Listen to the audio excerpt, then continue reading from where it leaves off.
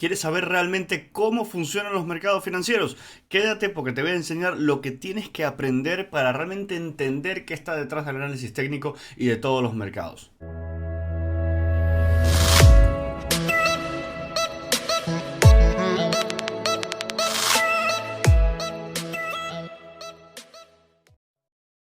Hola a todos, soy Zcoin y hoy vamos a hablar de algo completamente fundamental para poder entender los mercados financieros y para poder tradear mejor. Es algo que mucha gente cuando empieza en análisis técnico pues, se pone a lanzar líneas, se pone a lanzar Fibonacci, pero realmente no entiende el trasfondo de los mercados. Y si no entendemos la ley de la oferta y demanda, no vamos a poder ser rentables nunca. Por eso es importante que entendamos esto y ya digo, finalmente he hecho un vídeo en el que vamos a explicar esto de forma sencilla pero de forma clara para que se pueda entender y sobre todo que tenga aplicación práctica. Como veréis, esto es teoría, pero tiene una aplicación práctica importantísima que la vamos a comentar también al final del vídeo.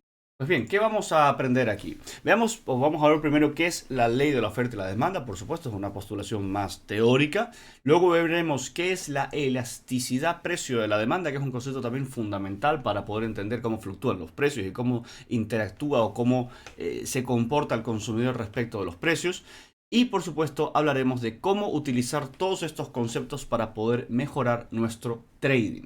Pues bien, empecemos con la ley de la oferta y la demanda. Tenemos en pantalla un esquema básico de oferta y demanda donde en el eje vertical se encuentra el precio, en el eje horizontal se encuentra la cantidad y como vemos tenemos la curva o la línea de oferta y demanda. Esta es la línea de oferta, normalmente es una línea o curva ascendente y la de demanda que es normalmente descendente. Normalmente hablamos en el cruce de dichas líneas del punto de equilibrio. Pues bien, este es un diagrama básico de oferta y demanda en un mercado en que pues hablamos de un solo producto en principio. Se admite que existen dos curvas, como os digo, que lo que hacen es predecir qué cantidad del producto se va a comprar por parte de los consumidores para un determinado precio.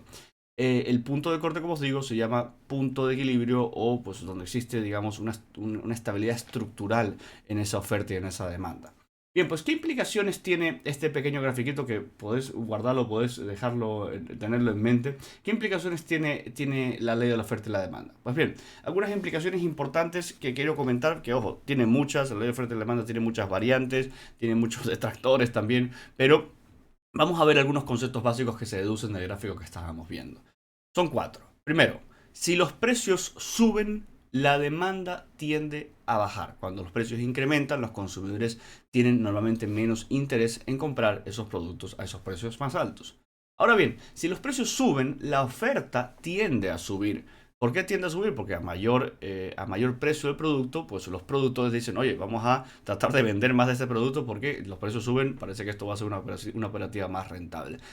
Fijaos cómo siempre utilizo la palabra tiende, es decir, que normalmente eso es lo que sucede o es lo que tiende a suceder, lo que se encamina a suceder, pero no necesariamente es así. Fijaos que en economía, evidentemente, hay muchos elementos que pueden variar, incluso la propia elasticidad que vamos a comentar ahora, que afecta en qué grado esto es así o no.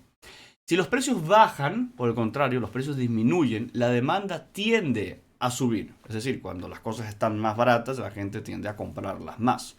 Y finalmente, cuando los precios bajan, la oferta tiende a bajar porque hay menos interés por parte de los productores de vender a esos precios más bajos. O incluso puede suceder que a esos precios más bajos directamente el productor no puede hacer rentable pues el vender dichos productos. Y eso evidentemente puede provocar escasez y bueno, pues puede provocar otros trastornos adicionales en el mercado.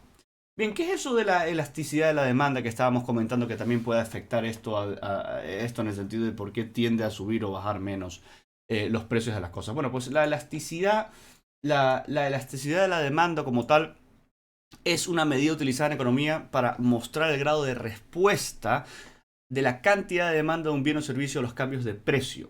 ¿De acuerdo? Hablamos de elasticidad alta o de una gran elasticidad o una demanda elástica cuando una variación de precio provoca en la demanda una variación porcentual adicional o grande.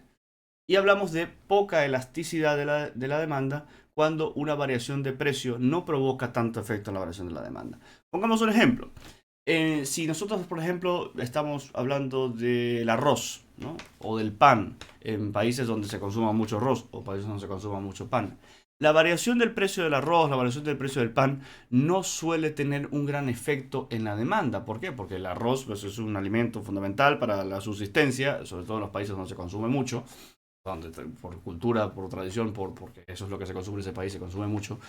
Y ahí normalmente cuando vemos que esa variación, esa alza del precio sobre todo cuando hablamos al alza, esa alza del precio del arroz no afecta mucho la demanda, es decir, la gente sigue consumiendo lo mismo, casi lo mismo, hablamos de inelasticidad, hablamos de que es inelástico.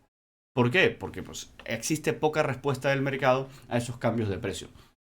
Por el contrario, cuando un bien, por ejemplo, bienes suntuarios o bienes que no son importantes para la subsistencia, esos bienes cuando incrementan de precio o cuando varían de precio, normalmente sí generan una situación de elasticidad, es decir, generan una respuesta importante en la demanda. Eso suele ser más habitual, pues eso, en bienes suntuarios, en productos alimenticios quizás que no son tan importantes para la vida, pues quizás algunos bienes que la gente no tiende, por ejemplo, a cambiar o a renovar demasiado. Por ejemplo, si cambian los precios de las neveras o de los electrodomésticos de la cocina, quizás los electrodomésticos no son tan importantes, pues quizás el impacto, el impacto en el incremento del precio sí va a provocar pues, se compren menos, ¿no? Y asimismo, descuentos en esos productos sí podrían provocar una reacción más importante en el mercado.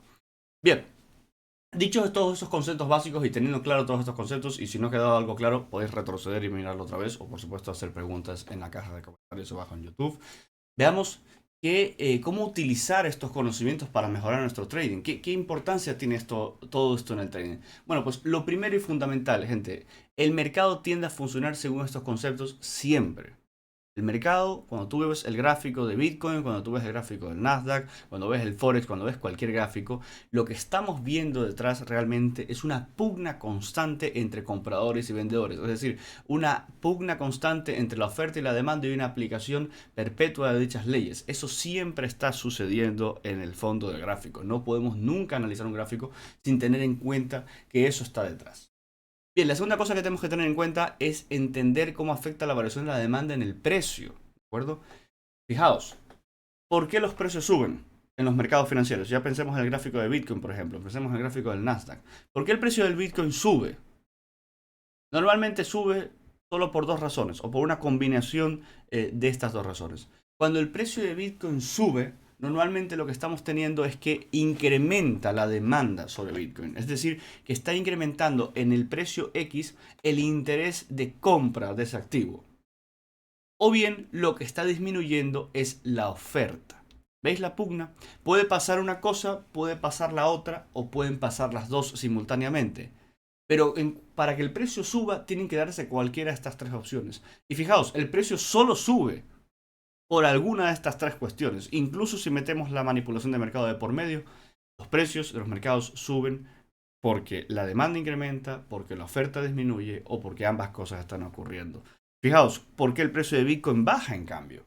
Porque la demanda decrece, porque la oferta incrementa o por ambas cosas al mismo tiempo. Si entendéis estos conceptos así y si cuando veis la variación de precio en el gráfico tenéis esta idea de fondo, vais a poder tradear muchísimo mejor.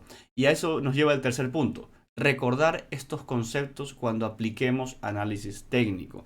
Cualquier herramienta de análisis técnico, sea un RSI, sea una línea de tendencia, sea lanzar un Fibonacci, sea un estocástico, lo que sea que estemos utilizando, siempre en el trasfondo de la utilización de esas herramientas están presentes esta ley de la oferta y la demanda, la elasticidad de la demanda y la afectación de la variación de la demanda y de la oferta en los precios.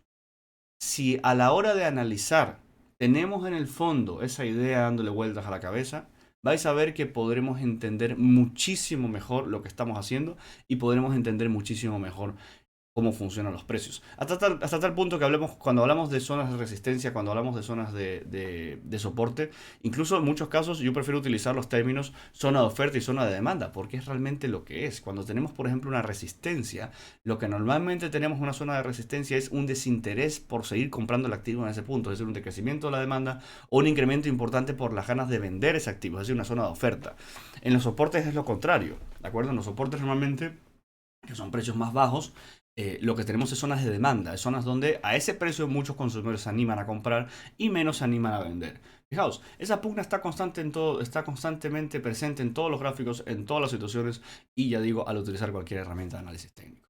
Si os ha servido este vídeo para aprender algo que quizás no sabíais o quizás para darle un enfoque distinto al trading que seguramente os va a ayudar muchísimo a la hora de tradear, darle un like, suscribiros, dejar cualquier comentario o pregunta en la caja de comentarios y nos vemos en un próximo vídeo.